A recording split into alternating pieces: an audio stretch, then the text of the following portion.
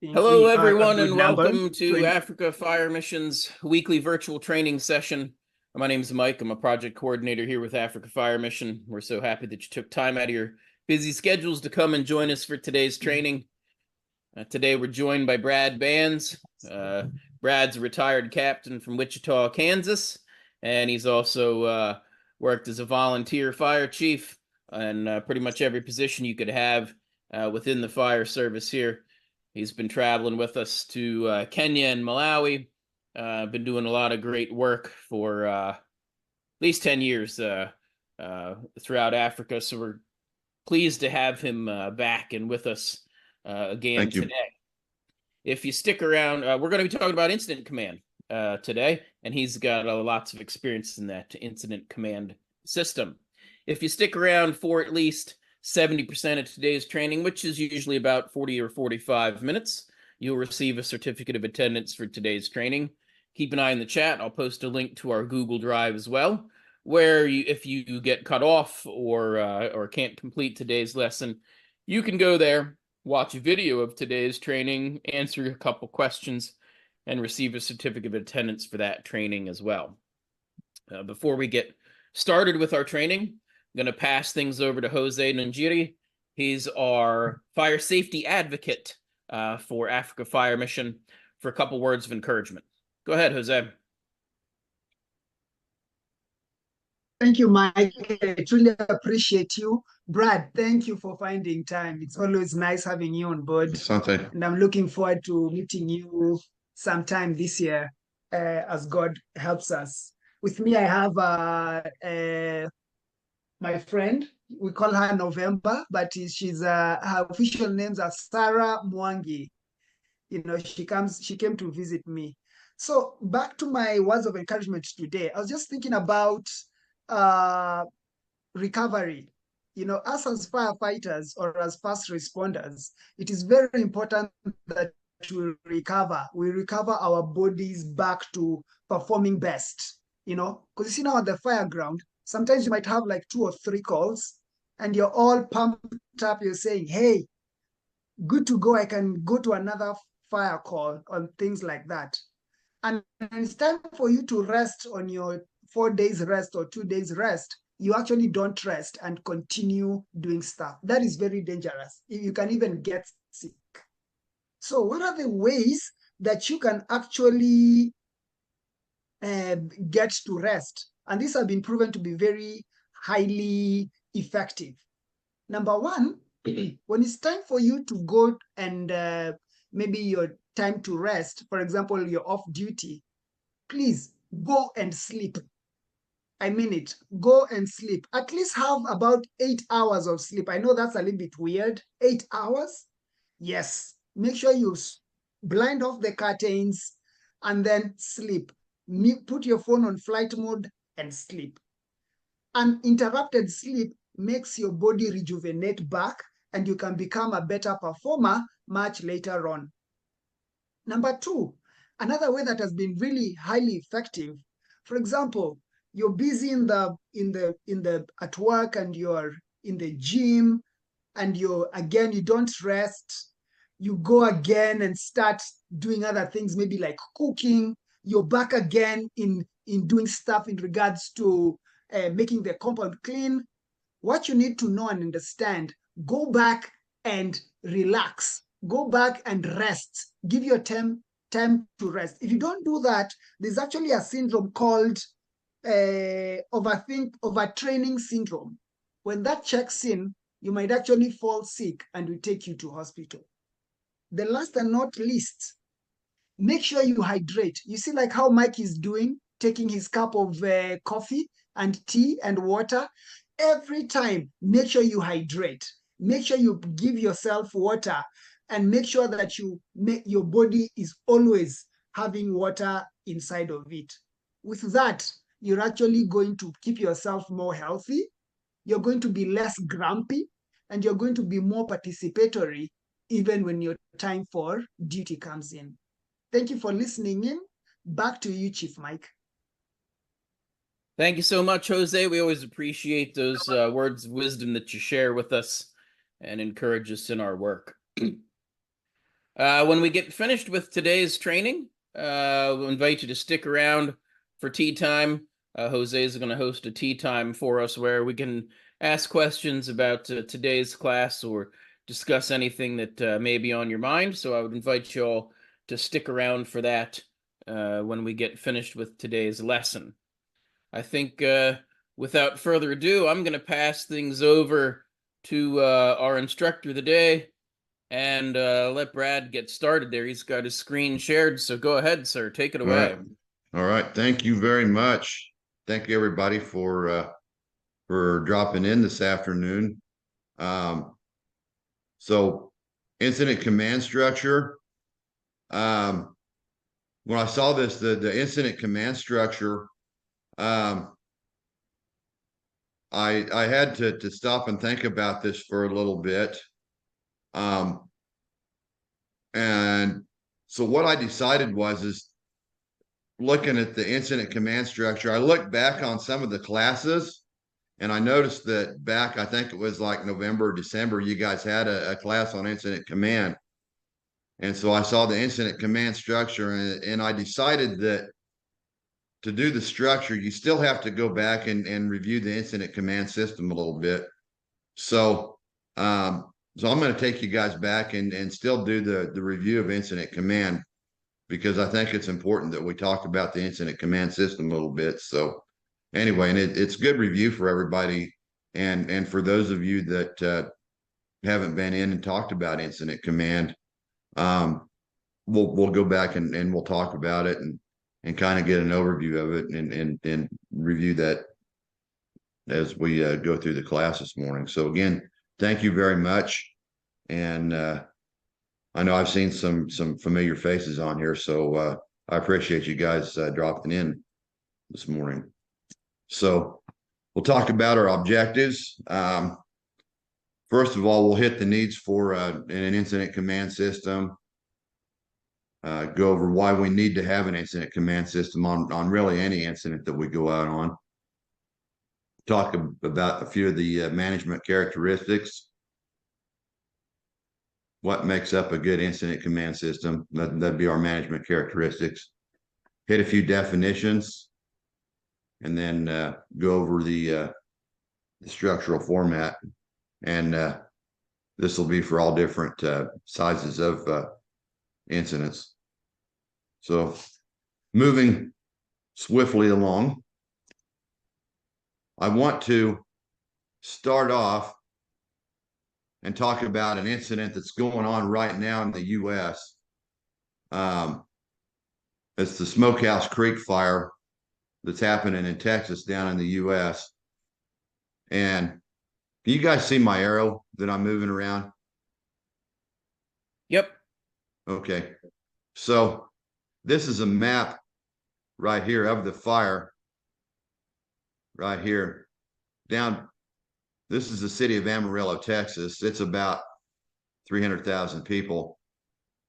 And it's in the Texas Panhandle. And this is the size of the fire right here. It's roughly around 100 miles, which would be around 140, 150 kilometers across and about 30 miles wide. So that'd be about 50 kilometers wide. So this shows over here on this map right here. This is the state of Texas. So I'm going to move this over here. So this is the state of Texas right here, just to give you an overview. From here, Juarez, which is actually in Mexico, across to here is about 850 miles. So that'd be roughly about 1,200 kilometers. And I've driven this from here to here. And actually here to here, that's about 700 kilometers. So that's how big Texas is. And up here where the dot is here, that's where I live. So that's about 500 kilometers from my house where that fire's at. So anyway, the fire started on the to see the 26th, which would have been a week ago Monday, they had hot, dry, windy conditions, which helped get that fire started, carried it very rapidly. Move this back over. Near Stinnett, Texas. And right now, it's over 400,000 hectares. Caused the evacuation of several small towns. I want to say the last I heard, there was like 500 structures that have been destroyed. And it's an ongoing incident. And I think they're at like 30% containment on it right now. What I heard yesterday. Those of you that have been to any of the symposiums that know Josh Bardwell, that's taught our bushfire courses. Josh is on this fire right now. He's posted up some pictures. So anyway, the reason I posted this up to talk about this, that's the perfect example right there of why we need an incident command system or incidents like that. You guys think that we would ever be able to manage an incident like this without an incident command system? Probably not, right? You have to be able to organize an incident, especially of that magnitude, to be able to organize everything we need on a fire like that. And an incident management system is what we need to organize something like that. So I just wanted to show you guys that. So anyway, so why do we need one? To manage resources. Just think about that fire. Think about all the resources that a fire like that's going to need. You know, you're going to need all kinds of fire appliances. You're going to need food, lodging for those firefighters, EMS, long-term, everything long-term for those firefighters to accommodate them. So managing resources, achieve goals. Okay, there again, going back to that fire. What are the goals going to be on a day-to-day basis for a fire like that? You have to go day by day on a fire, and ultimately the long-term goal is to make that fire go out. Okay, but on a day-by-day basis, you're going to have different goals. So an ICS can help you do that. Accountability. You have to account for every one of those personnel that are out on that incident. So an ICS helps you to do that, to account for those personnel. Okay. Establishment and transfer of command. Okay. That I had back here on the other page that fire started near Stinnett, Texas. Okay. So it started as a small fire, but as it grew, you're going to get more and more people that are involved. Okay. So the command's going to transfer to different people. So you're going to transfer command up. The same incident commander is not going to be there. So you have to be able to transfer that command.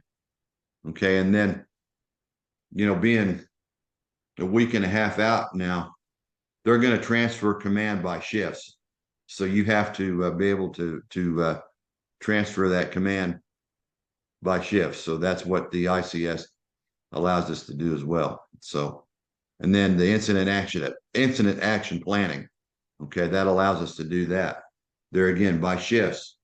So you can set those goals and achieve those goals. So there again, that's why we have that ICS in place, so we can set and achieve goals. All those things the ICS allows us to do. Okay. Some management characteristics of an ICS. Okay, it has a modular organization. Okay, you have different set modules that make up that organization. Okay, and they're kind of a universal type thing. Okay, so if I were to come over to your place, those modules are going to be the same as well. So that ties in with the common terminology. Okay, so and you can plug those into the system in any spot and they're going to work. Okay, so they're a modular organization. Okay, and then that comes down here with the scalability. You can plug those modules in and that makes them scalable. In other words, you can make that organization bigger by plugging those modules in. You can make it bigger, you can make it smaller. Okay. Unified command. Okay, what that means is that if you have several different organizations operating on the incident and it's working over several different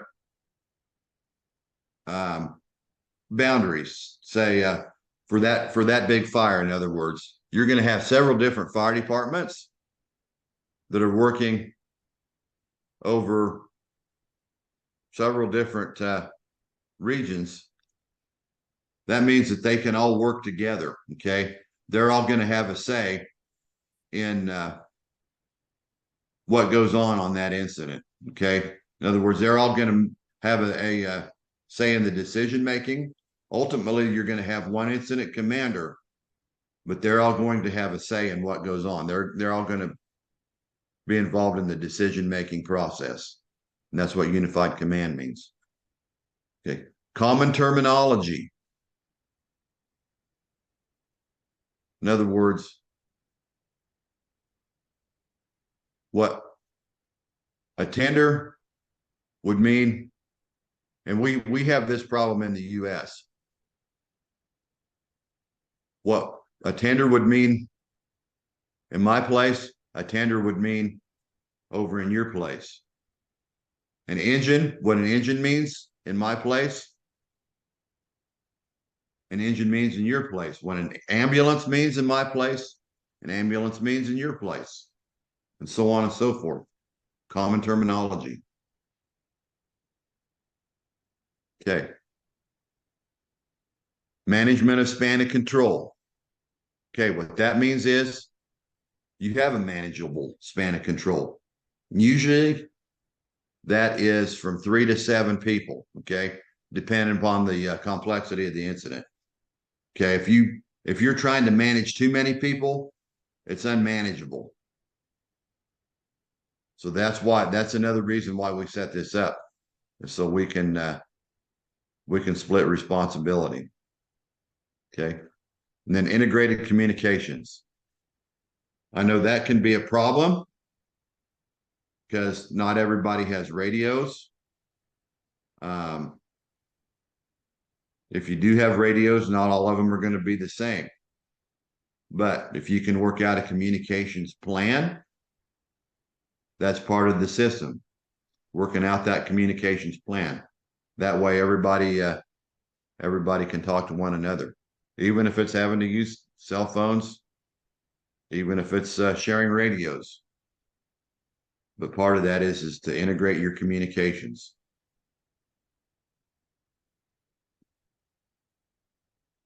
Okay, moving on.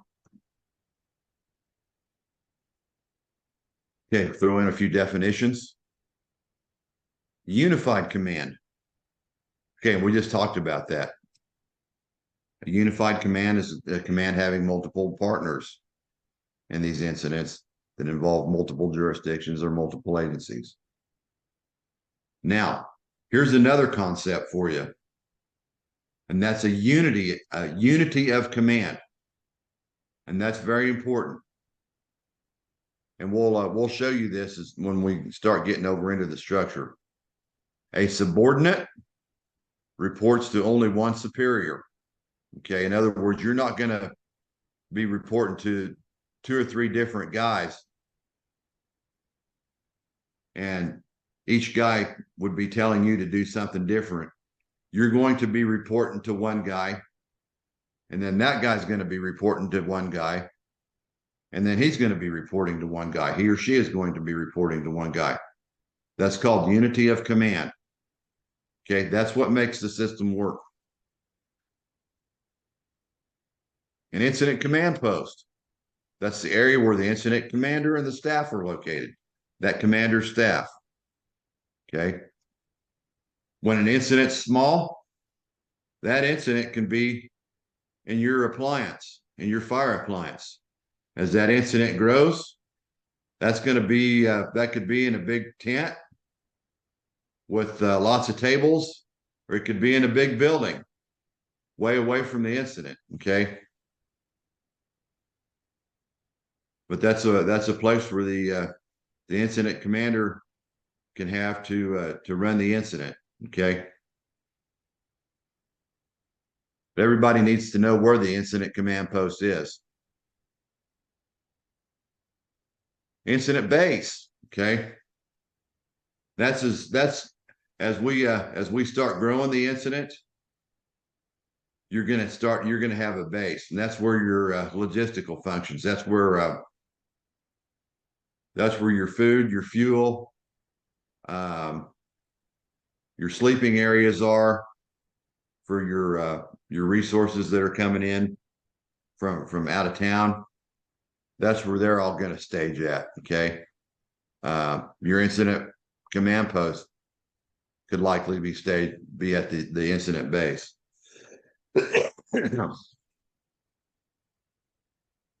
Staging, your staging area, that's where your units available for assignment are at, is a staging area.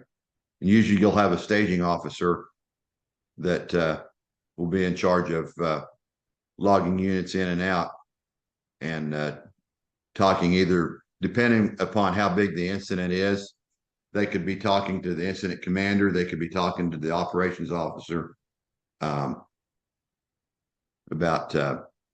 assigning units for duty. Okay. And demobilization. Once the incident starts scaling down, you'll go, depending on the size of the incident, you'll go to demobilization. That's the process of being released from the incident. Okay, so that's a few terms that you need to know.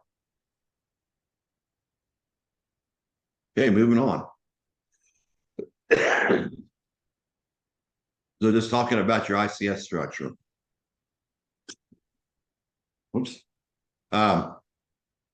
So when you're building your structure, you only want to make it as big or as small as you need. Okay. And that's going down to right here to your span of control. Okay. Keeping your span of control in mind. You want to only have 3 to 7 people that you're in charge of. Okay. If you're at the very bottom, that's going to be actually 3 to 7 firefighters, 3 to 7 medics, 3 to 7 actual people. The next step up, that could be 3 to 7 appliances, 3 to 7 ambulances, 3 to 7 police cars, whatever the case may be. Okay. So always keep that in mind. Don't scale it up with a bunch of things that you don't need. Okay. Don't over bloat it. Okay. But if you need more, add it so that your span of control doesn't get too big. Okay. So that you're not trying to run too much. Okay.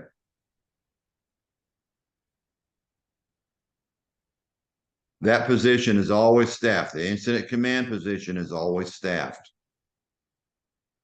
All right. Just remember that. And that could be at a smaller level. Somebody that's doing another function will take that job. And we'll show you that here in a minute as well.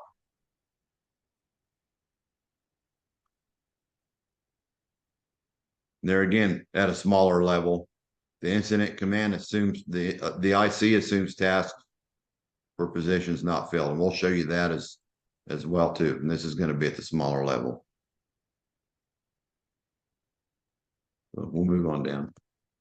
Okay, that is a fully staffed ICS structure right there. We're going to concentrate today. We're going to come over here and concentrate on operations. I think everybody here that's participating today is going to be under the operations side. You guys are the ones that are out there in the field, doing all the work. Okay.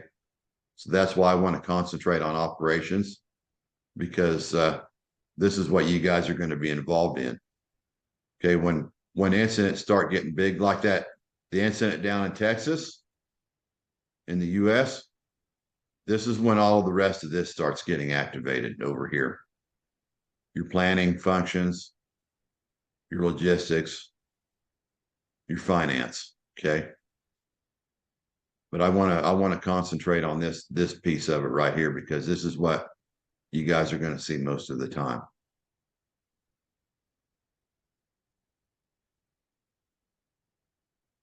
Okay. Talk a little bit about single resources. A good share of the calls that you guys make are going to be single resource calls. Okay, single resource is any resource. That could be your fire appliance, your ambulance, a police car, whatever. Okay, so we'll talk about task forces and strike teams here in a second. This would be a task force right here. All these apparatus right here, that would be a task force.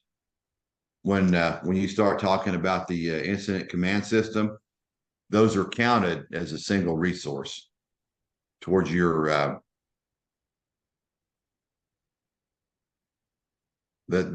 towards your number of resources, towards your good grief, towards your number of people. Okay.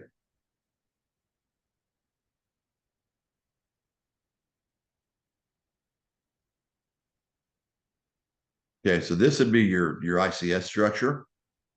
Moving on up here. This is just an example. This is how we would this would be an organizational chart, what we call our organizational charts. This would be an organizational chart of a vehicle accident. You have 2 units responding. You'd have a fire appliance that comes in along with an ambulance. So you have, I call it engine 1, your appliance, and A1 for your ambulance. And notice that engine 1, which is your appliance, is the engine 1's officer assumes command. So that's the incident commander. So they're doing multiple things. That officer, the officer that's in charge of that appliance, is also assuming command of that incident. So that officer has charge of that scene. Okay. That's a pretty simple incident. Any questions on that?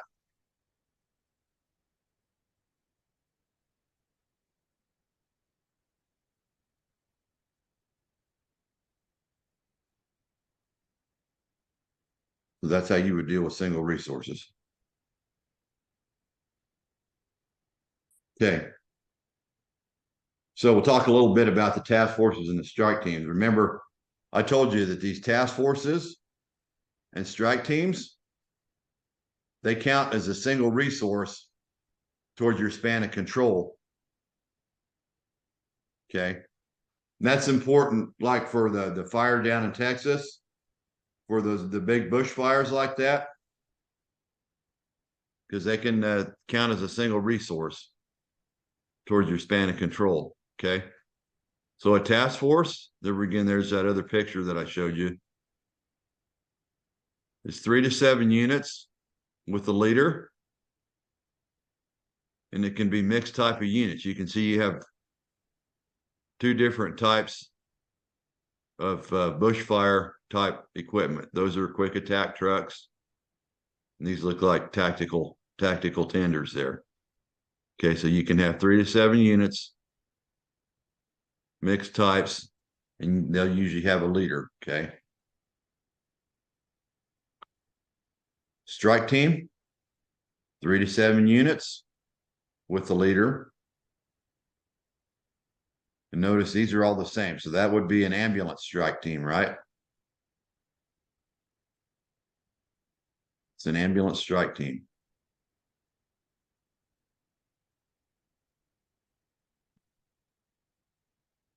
So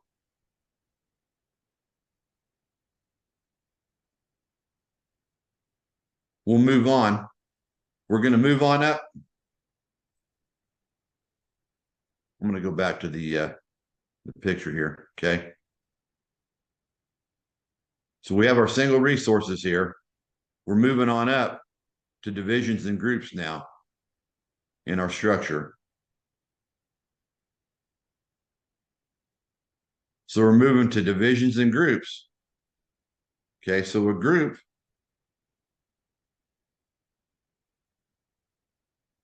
you assign a number of single resources, usually between 3 and 7. Remember that span of control we talked about. And they're led by a supervisor, a group supervisor. And they're responsible for a specific task. So if you come over here to the structure fire, and this is just an example, see these firefighters here make an entry into this structure. That would be that could be an example of a fire attack group.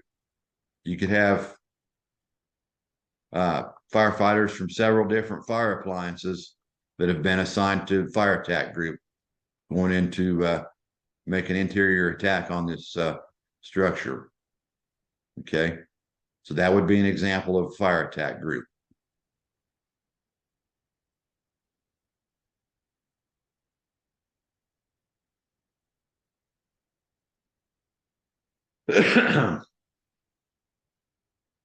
So a division, that is the same thing. I used the bad wording there. A division is a number. I should have put a number of single resources, usually 3 to 7. And it's also led by a supervisor. But they're responsible for all activities in a geographical area. And so my example here is like a floor.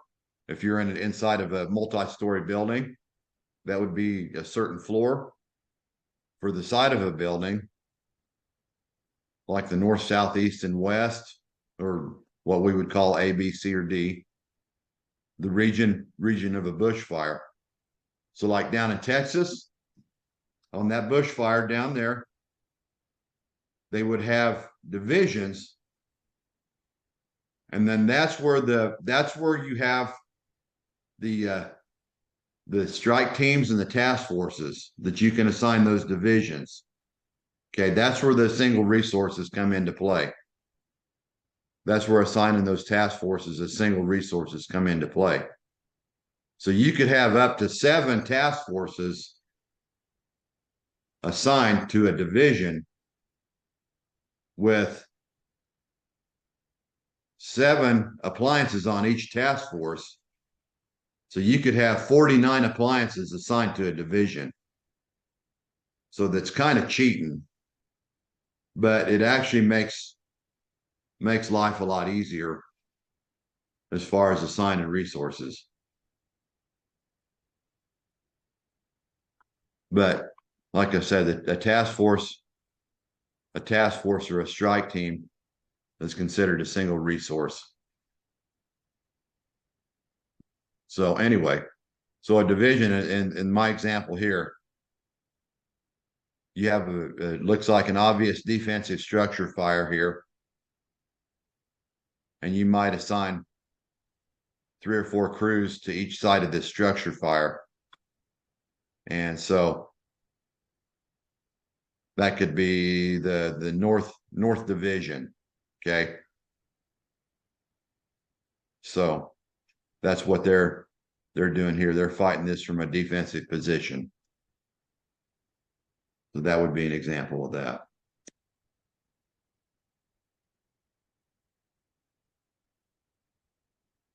Okay, that's our organizational chart. Using division or group size incident. So there's your, and in this case, we have a chief that's come out and taken command. So the incident's gotten a little bit bigger where we actually need a chief on this one. We need somebody that's separate to take command. So we have a chief that's taking command. And then we have our fire attack group, our search and rescue group, and our ventilation group. Okay. These guys are groups, right? Because they're doing certain function. And then there's our single resources right there.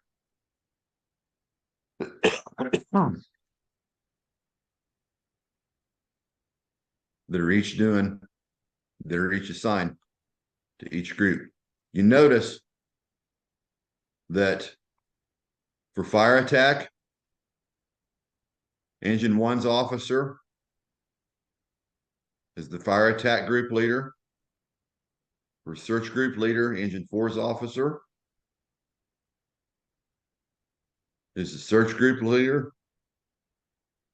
And truck 1 is the vent group's officer or leader. Okay.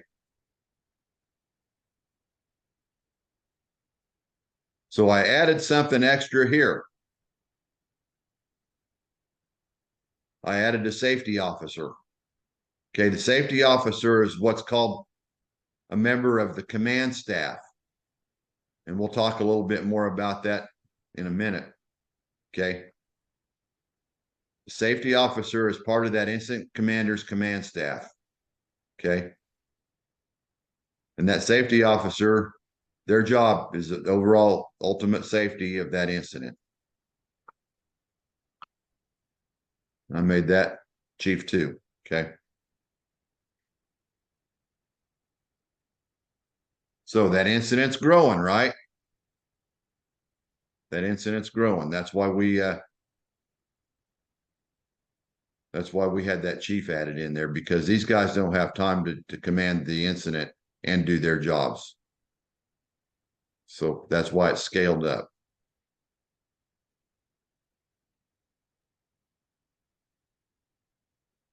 Okay, now we're going up another level. We're going up to what's called the branch level. Okay. So a branch, okay, it's oversees several divisions or groups, and it's led by what's called a branch director. And there again, it can be set up to direct a function or a geographical area, just like a division or a group. Okay.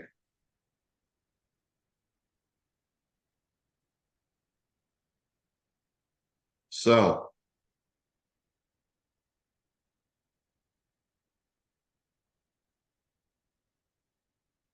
let's not change that. There we go.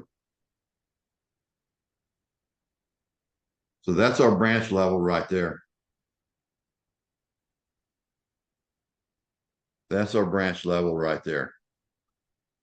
And I didn't go ahead and draw the individual appliances on each one of those.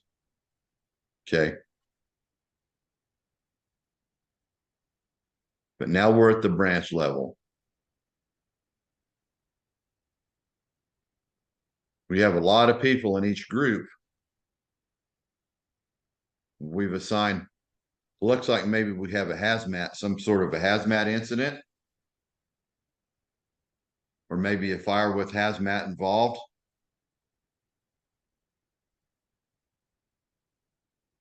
There again, we have the chief, the incident commander. We have a fire branch, an EMS branch, and a hazmat branch. Okay. And then in each one of these groups, you're going to have your single resources. Okay. Same here, single resources, single resources, single resources.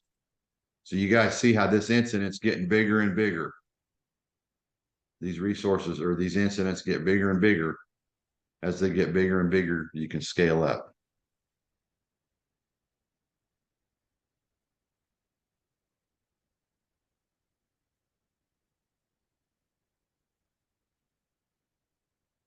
So while we're getting big enough here, while we're on this, I told you they were scalable. So as the incident starts to get smaller, you can also scale back. Say that you start releasing resources at some point in time. You can start reducing and getting rid of these branch officers. Okay. They can go away. You can consolidate. You may not need the branch officers anymore. You can go back to just having groups. Okay. That's what we talk about as far as being scalable. Okay. When you reduce down, you can consolidate.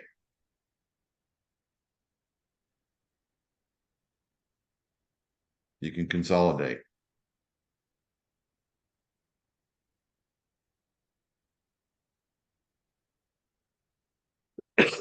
Okay. Now we talk about the general staff. And that's where I showed you guys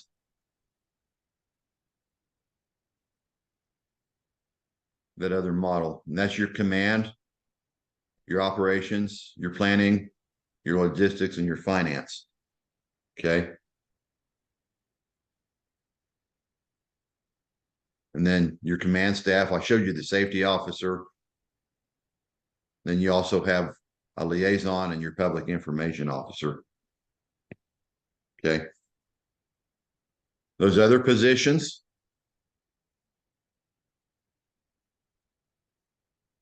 we showed you on that other model. Okay.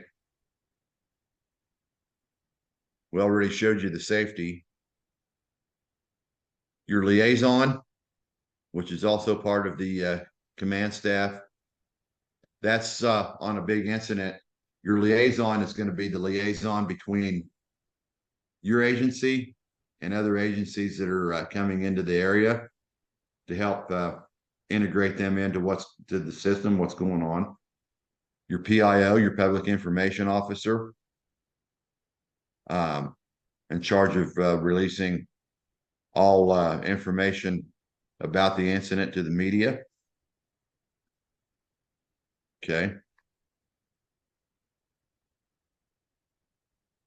Your planning, they're in charge of, and that's your planning chief. They have a whole planning staff. We'll go back. Let's go back over. We can kind of show you here. We'll show you their staff. Okay, that's your planning section. Part of that is planning for resources. Part of it is your situation. Okay. Your situation staff, they're going to sit down and work a lot with the operations. Both of these guys are going to sit down and work with operations and the planning section chief to come up with operational plans for 12, usually 12-hour periods to figure out what they want to do for the incident. Okay. Your documentation, demobilization units. I told you a little bit about demobilization. As the incident starts getting smaller, you'll check in with them and do all your demobilization process. Logistics, told you a little bit about them. They're going to be on the base. They take care of your incident communication, your incident medical stuff. That's for the firefighters. Food, ground support. Usually that's like your fuel, your equipment needs, incident facilities, incident supplies. And these guys take care of all of the costs associated with the incident. So that's for a full-blown incident.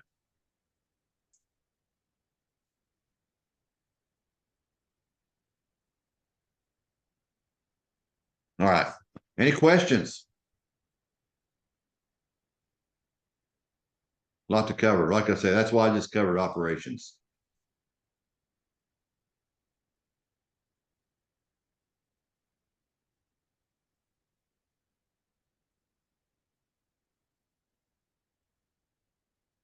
Brad, we had somebody in the Question. chat asking about a little more information about the single resources. Okay. Let's see. What do we need? What do we need on the single resources? What kind of? Comment in the chat just asked, repeat on the single resources. What's it all about in the ICS? Okay. So your single resources, that's just, like I said, that can be your fire appliances. That could be an ambulance. That could be a police car. Any type of a single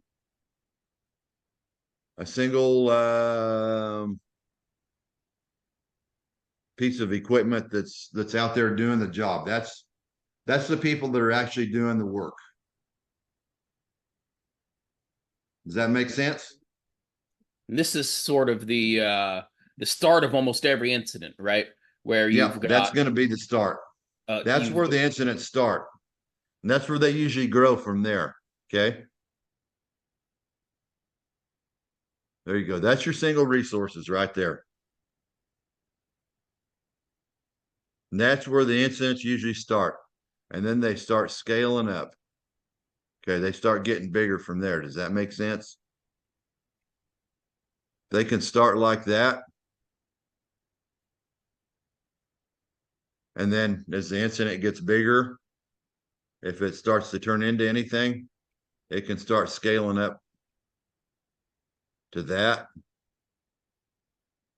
And then it may get bigger and start going to that. Okay. And that's the nice thing about this system. It's built to grow. Did I answer your question? Yes, he says it makes sense. Thank you. Okay. If anybody else has any questions, you can type a question in the chat. You can use the raise hand feature, or you can go ahead and unmute yourself and ask a question. There we go. Yeah, there we go. There's the chat. There's the chat.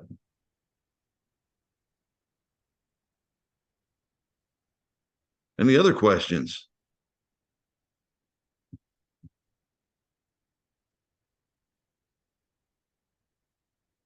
Does everybody use Incident Command? Are you guys starting to use it out there? I know there's a few people that I've talked to that are starting to use it. Is there anybody that doesn't use it?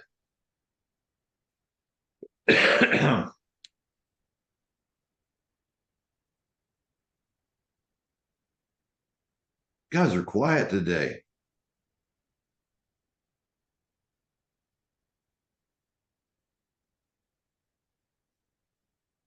Jose, do we need to do a memory or do a jogger? Get everybody woke up.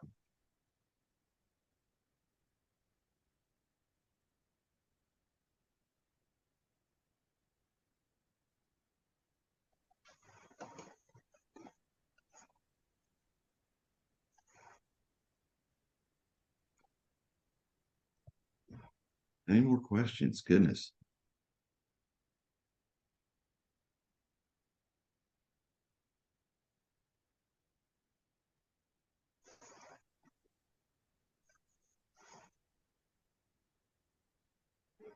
So who doesn't use it? Which fire brigades do use it? Somebody please tell me.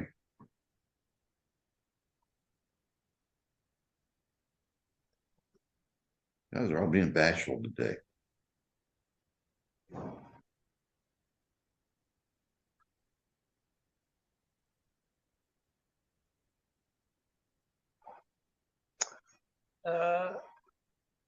Hello, Chief. Go ahead, Cyrus. Yes. Cyrus. Yes, sir. How are you? Good. How are you, sir? I'm fine. Sometimes when things is well explained, so you can find out that people doesn't have any more question to ask because you explained almost everything there. I think that is why people are too quiet. Maybe they are thinking out of the box to get some questions, but Okay. they're still on the way. Maybe we can talk about it at tea time. Cyrus, are Yep. you using this in West Pokut? Yes, of course. Since we have not yet responded to big fires or a big emergency, or I can say large emergency, but in my department, we always talk about the incident command system. Even if the scene is too small, we have to build a command post so that it can help us to do a proper operation and to give everybody their point where they can start doing their own things or where they can stand. For example, police officers, bystanders, reporters, and the government leaders. So we always talk about that if there is this kind of emergency, first of all, we as a operators or team that working on operational area must know the procedures and the sections where we work and the sections where we don't allow anybody to come in. So it is very useful to us, though we have not yet applied at the scene. But anything that you always practice when it reaches a time, it can help you because automatically you will apply it, and it will be useful for you and us also, those who are attending the such lessons. Yes, back to you, Mike. Thanks, Cyrus. Yeah, Yeah, thanks, Cyrus. Using those on, as long as you're using it on a small incident, you should be using it on every incident, right? And and where you've at least just got one person in charge. And then the thing I always like to point out is, we showed you some of those really big charts with all of those positions and things like that, is to remember that you don't want to expand too big unless you need to, because we've seen the opposite side of that too sometimes, where you have that, like he's showing you now, you've got your single resource. So you've got one engine and one ambulance on the incident. You have one person who establishes themselves as the incident commander. This is an operation that doesn't need an operations section chief as well. Sometimes we see that where you've got one fire appliance on the scene, and you've got an incident commander and a separate operations chief, and that's not really necessary on that you small don't need incident. You overblow. That's why I told everybody, just as that's a good rule of thumb, that not to overdo it, because then you overcomplicate it. Yeah. You got one guy reporting to one guy that is reporting to one guy, and that's all they're reporting to. The whole idea is to like I say, just to help manage people. Yep. If you have a bunch of people, if you have too many people that you're trying to manage, it's to help split it up. So Exactly. the whole Command is idea. needed. Yeah. Split responsibilities. Yep. Split responsibilities. All right. I think quickly here, we're going to wrap up the sort of formal portion of our training with a big thank you to Brad for once again coming and joining us and sharing his knowledge today on incident command systems. Thanks to Jose for being here with us as well. And thanks to all of you for taking the time out of your schedules and investing in those bundles that you need to stick around and get today's training. We appreciate you guys and the service that you provide for your community. We hope to see you all again next week. Please invite your colleagues and anyone else you know that may be missing out on these trainings. They're free. They're available for everyone. So please invite your friends and colleagues, and we'll see you again next week.